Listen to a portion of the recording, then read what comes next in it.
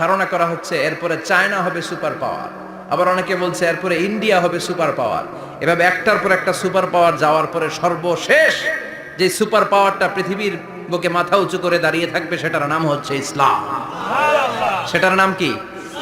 তার নমুনা গোটা বিশ্বব্যাপী আছে না নাই? ইসলামকে যত দমাইতে চায় এটা আরো উপরের দিকে ওঠে। সুবহানাল্লাহ কইবেন না?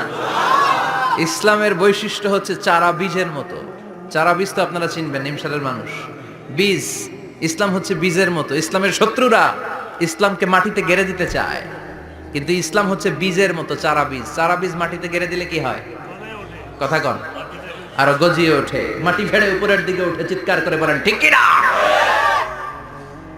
ইসলাম হচ্ছে টিউবের মতো। টিউব, পুকুরে যারা নতুন সাঁতার কাটতে যায় ডুবে যাতে মারা না যায়, টিউব নিয়ে সাগরের মধ্যে নামে। এই টিউবকে যত আপনি পানির নিচে ডুবাতে চাইবেন, টিউব আর উপরের দিকে ভেসে ভেসে উঠে। সুবহানাল্লাহ পড়ে। ইসলামরে তো ওরা চিনে নাই। ইসলাম হচ্ছে চারা বীজের মতো। ইসলাম হচ্ছে টায়ারের টিউবের মতো। এটারে যতই নিচের দিকে নামাইতে যায়, এটার বৈশিষ্ট্য হচ্ছে এটার ধাক্কা মারলে এটার উপরের দিকে ওঠে। সুবহানাল্লাহ কইবেন না? গোটা বিশ্বব্যাপী আজকে ইসলামের গণজোয়ার, হাজার হাজার লোক কালিমা পড়ে মুসলমান হচ্ছে। গত কিছুদিন আগে আফ্রিকাতে এক লোক এক গ্রামের কয়েক হাজার মানুষকে এক ময়দানে দাঁড় করিয়ে একসাথে শাহাদাতের বাণী পাঠ করিয়ে মুসলমান বানায় ফেলছে। এই আফ্রিকার বুকে এতদিন আমেরিকার কাজ ছিল, এটারে বলে Tansir, Christian missionary. Lakh lakh dollar দিয়ে আফ্রিকার দেশগুলোর মধ্যে গরিব গরিব মুসলমানগুলোরে তারা নাসারা বানাতো। এই বিষয়টা যখন মুসলিম স্কলারদের নজরে এলো, এখন গোটা বিশ্বের সব মুসলিম স্কলাররা আফ্রিকায় যে ইসলামের দাওয়াতকে প্রচার করে দিচ্ছে। গ্রামকে গ্রাম খ্রিস্টান সম্প্রদায় লা ইলাহা ইল্লাল্লাহ মুহাম্মাদুর রাসূলুল্লাহ। ঝিনুকের ভেতর লুকিয়ে থাকে যেমন মতি, ঝিনুকের ভেতর লুকিয়ে থাকে যেমন মতি, কালমা শাহাদাতে আছে আল্লাহর জ্যোতি, কালমা শাহাদাতে আছে আল্লাহর জ্যোতি। পড়েন সবাই। ঝিনুকের ভেতর লুকিয়ে থাকে যেমন মতি, ঝিনুকের ভেতর লুকিয়ে থাকে যেমন মতি, কালমা শাহাদাতে আছে আল্লাহর জ্যোতি, কালমা শাহাদাতে আছে আল্লাহর জ্যোতি। ঠিক কি না? এই জ্যোতি যদি একবার কারো হৃদয়ের মধ্যে স্থান করে নেয়, এই নুরানি আলোর ছোটা যদি কারো হৃদয়ের মধ্যে জায়গা দখল করে নেয়, পৃথিবীর কোনো মতাদর্শ তার অন্তরের মধ্যে আর থাকতে পারে না। গ্রামকে গ্রাম আফ্রিকাতে এখন কালিমা পড়ে পড়ে মানুষ মুসলমান হয়ে যাচ্ছে। সুবহানাল্লাহ পড়ে। একদিন আমেরিকার হোয়াইট হাউসের উপরেও কালিমার লা ইলাহা ইল্লাল্লাহর পতাকা পতপত করে উড়বে। চিল্লায় বলেন ঠিক কি না? এজন্য আমরা বলি ওয়াবিল ইসলামি দীনা, ইসলামকে ধর্ম হিসেবে পেয়ে আমরা খুশি না বেজার? After the Twin Tower attack, the number of Muslims in America already have been doubled. Now it's tripled. Twin tower অ্যাটাকের আগে আমেরিকা যত মুসলমান ছিল, এটা গত কয়েক বছর ধরে ছিল ডবল, এখন এটা ট্রিপল হয়ে গেছে। মানে টুইন টাওয়ার অ্যাটাকের আগে আমেরিকায় মুসলমানের সংখ্যা যা ছিল, এখন এটা 3 গুণ বাড়ছে। ইউরোপ, আমেরিকাতে মসজিদের সংখ্যা বাড়ছে, দাওয়াতি কাজের সংখ্যা বাড়ছে। এমনকি হার্ভার্ড ইউনিভার্সিটিতে, অক্সফোর্ডে, ক্যামব্রিজের ভেতরে, MIT, Massachusetts institute of technology, সায়েন্সে যারা পড়ে এদের স্বপ্ন এমআইটির ভিতরে ইসলাম ঢুকে গেছে। এজন্য ইসলামের আলোকে কেউ নিভিয়ে দিতে পারবে? ইসলামের গতিকে কেউ থামিয়ে দিতে পারবে? এটা অসম্ভব। এজন্য ইসলামের বিজয় সুনিশ্চিত। আমরা যারা লেগে থাকতে পারবো, আমাদের কপালকে উজালা করে দিবে কে? আর বিরোধিতা যারা করব তাদের সব শেষ, দুনিয়াও শেষ, আখিরাতও আমও শেষ, সালাও। এজন্য আমরা বলি রাদিতু বিল্লাহি রাব্বা, আল্লাহ তোমার রব হিসেবে পেয়ে আমরা বড্ড খুশি। ওয়াবিল ইসলামি দীনা, ইসলামকে ধর্ম হিসেবে পেয়ে আমরা খুশি। ওয়াবি মুহাম্মাদিন রাসূলা, বিশ্ব নবীকে রাসূল হিসেবে পেয়েও আমরা খুশি না বেজার? এমন রাসূল, গোটা বিশ্বের শ্রেষ্ঠতম রাসূল, শ্রেষ্ঠতম ব্যক্তিত্ব, যার কাছ থেকে পজিটিভ কোনো জিনিস ছাড়া নেগেটিভ কোনো জিনিস প্রকাশিত হয় নাই। সব ইতিবাচক, always come back positive, not go back negative. সব সময় পজিটিভ বলতেন, পজিটিভ ভাবতেন, পজিটিভ কাজ করতেন। কোন নেগেটিভ নেতিবাচক কোনো কিছু বিশ্বনবীর জীবনে খুঁজে পাওয়া যায়? চিল্লায় বলেন, খুঁজে পাওয়া যায়? As a father, as a husband, as a commander, as a lawyer, as a reformer of the society, Muhammad is the superman of the world. গোটা বিশ্ব এখন তাকে সুপারম্যান ভাবতেছে, বস অফ দ্য অল বসেস। পৃথিবীতে যত বস এসেছে সব বসের সবচেয়ে বড় বস হচ্ছে বিশ্বনবী মুহাম্মদ সাল্লাল্লাহু। এজন্য আমরা বলি অবি মুহাম্মাদিন রাসূলা। আল্লাহকে রব হিসেবে পেয়ে আমরা যেমন খুশি, ইসলামকে ধর্ম হিসেবে পেয়ে তেমন খুশি, বিশ্বনবীকেও রাসূল হিসেবে পেয়ে খুশি না বেজার? কথা কর। এই বিশ্বনবীর ভালোবাসা যদি অন্তরে না থাকে জান্নাতে ঢোকা যাবে নাকি? আল্লাহর ভালোবাসা, বিশ্বনবীর ভালোবাসা অন্তরে থাকার দরকার আছে না নাই? আল্লাহকে যে পাইতে চায় হযরতকে ভালোবেসে, আরশ কুরসি লৌহ কালাম না চাইতে পেয়েছে সে। হযরতকে ভালোবেসে আরশ কুরসি লৌহ কালাম না চাইতে পেয়েছে সে। চিল্লায় বলেন ঠিক কিনা? নবীর ভালোবাসা অন্তরে থাকতে হবে। তাহলে তিনটা জিনিসের ঘোষণা আমরা দেই নামাজের পর। আল্লাহকে রব হিসেবে পেয়ে আমরা খুশি, ইসলামকে ধর্ম হিসেবে পেয়ে খুশি, বিশ্বনবীকে রাসূল হিসেবে পেয়ে খুশি, আবার এই কিতাবটারে সংবিধান হিসেবে পেয়ে আমরা খুশি না বেজার? এটার আলোকে আমাদের সমাজ প্রতিষ্ঠিত হোক, মদিনার সমাজ হোক, সোনালী সমাজ হোক, আলোকিত সমাজ হোক, আমরা চাই কি চাই না? এই কোরআনের আইন দিয়ে আমার দেশ চলুক, আমরা চাই কি চাই না? এই কোরআনে ধর্ষকদের বিচার আছে না নাই? অবিবাহিত ধর্ষক হলে 100 বার, আর যদি বিবাহিত ধর্ষক হয় ডেথ পেনাল্টি। সৌদিতে করে হেড অফ, মাথাটাকে নুইয়ে তলোয়ার দিয়ে এক কোপ মেরে গর্দানটা আলাদা করে দেয়, ঠিক কিনা? অনেক দেশে ডেথ পেনাল্টি করে হ্যাঙ্গিং এর মাধ্যমে, ফাঁসির মাধ্যমে। ধর্ষণের বিচার বাংলাদেশে সহজে পাওয়া যায় না, কিন্তু কোরআন দিয়ে বিচার করলে ওই বিচার আছে না নাই? নোয়াখালীর এক বোনকে ধর্ষণ করা হয়েছে, গোটা বাংলার জামিনে এই নিউজটা আছে না নাই? কোরআনের বিচার থাকলে আলটিমেটাম হতো 24 ঘন্টা, 24 আওয়ার্স। 24 আওয়ার্সের মধ্যে ধর্ষককে ডেকে এনে বাইতুল মোকাররমের স্কয়ারের সামনে লক্ষ মানুষের চোখের সামনে ফাঁসির রশিতে ঝুলিয়ে দেয়া হতো। বড় বড় চোরগুলোর হাত কেটে দেয়া হতো।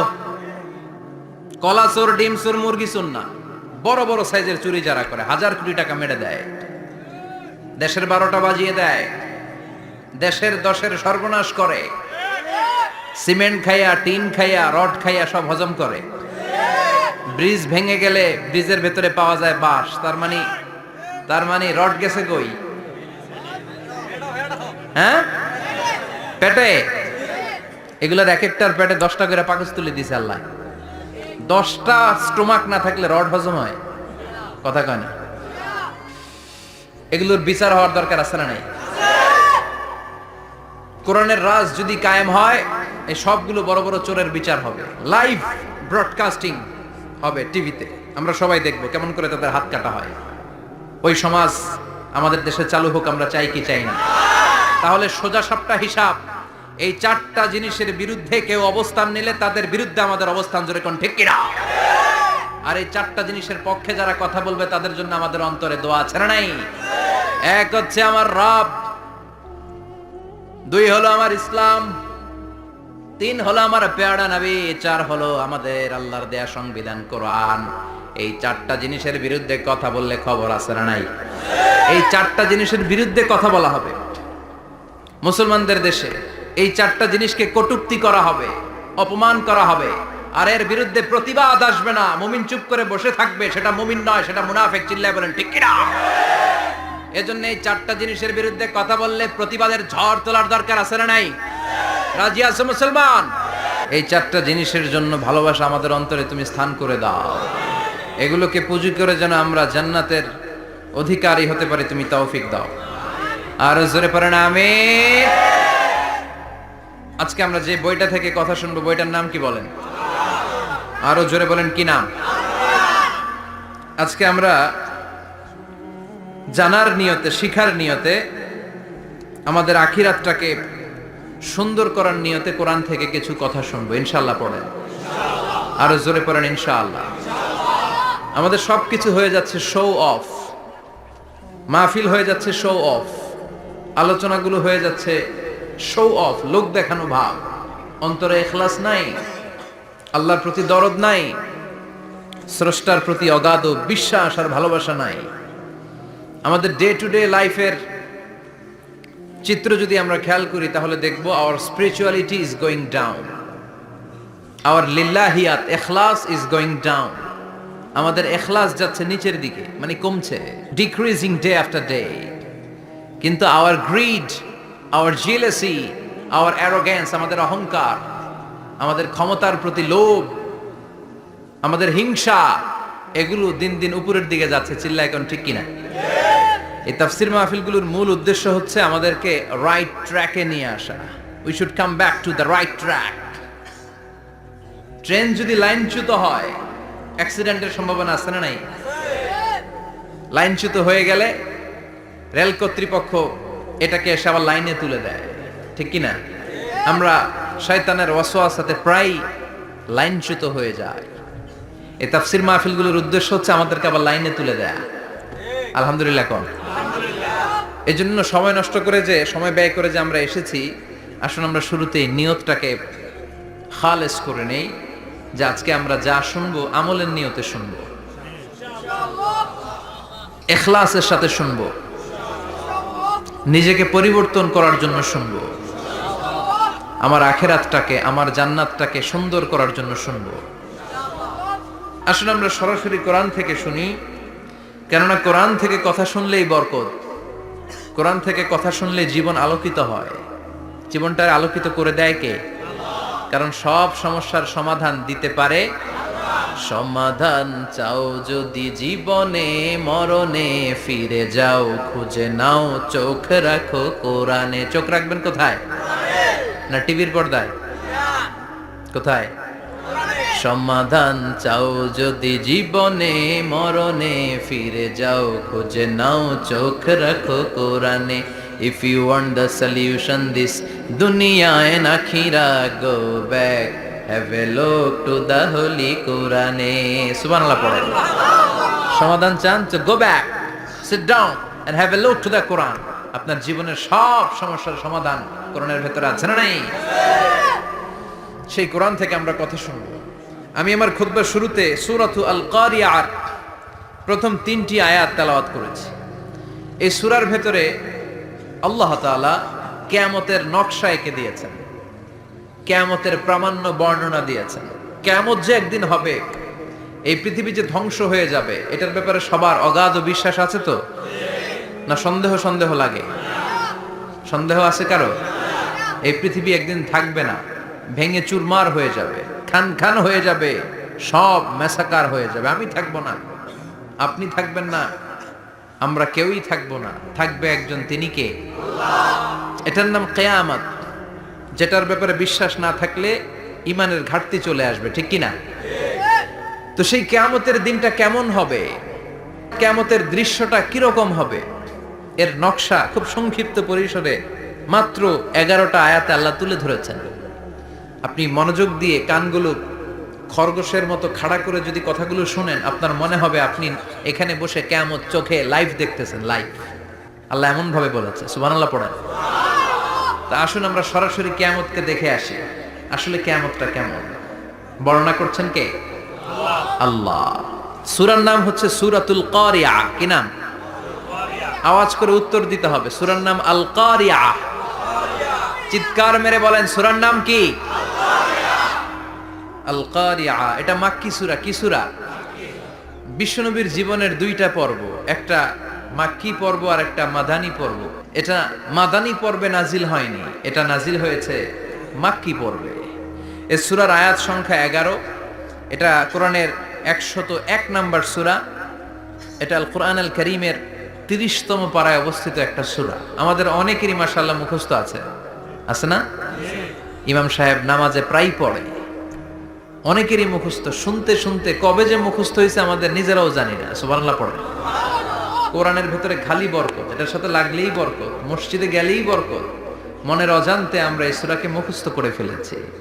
কিন্তু এই সূরার ভেতরে যে আল্লাহ কিয়ামতের এত চমৎকার নকশা এঁকেছেন, এত প্রামাণ্য বর্ণনা দিয়েছেন, এটা আমরা অনেকে জানিই না।